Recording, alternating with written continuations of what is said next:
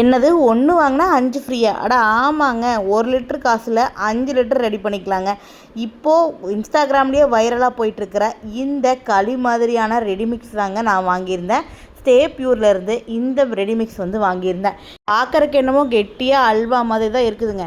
அதை பக்கெட்டில் போட்டு அதில் 4 லிட்டர் ஆர்ஓ வாட்டரு கொஞ்சம் கொஞ்சமாக ஊற்றி கலக்கி எடுத்து ஒரு 4 மணி நேரம் வச்சா சூப்பராக லிக்விட் ரெடிங்க. பாத்திரம் கழுவுற ஜெல்லியும் அதே மாதிரி 4 லிட்டர் தண்ணி ஊற்றி ரெடி பண்ணிக்கலாங்க. ரெண்டுமே நான் ரெடி பண்ணி வச்சுட்டேன். 2 லிட்டர் காசில் 10 லிட்டர் லிக்விட் அழகாக ரெடி பண்ணியாச்சுங்க. பாத்திரம் கழுவுற லிக்விடு யூஸ் பண்ணி பார்த்தேங்க, பாத்திரம் அவ்வளோ ஈஸியாக க்ளீன் ஆகுதுங்க.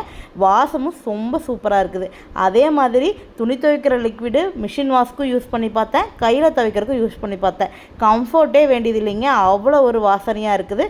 துணியில் இருக்கிற அழுக்கு பளிச்சுன்னு போச்சு. 10 நிமிஷம் ஊற வச்சாலே போதும், அழுக்கெல்லாம் பளிச்சுன்னு காணாமல் போயிடுச்சுங்க. இந்த ப்ராடக்ட் வேணும்னா லிங்க்குன்னு கமெண்ட் பண்ணுங்கள்.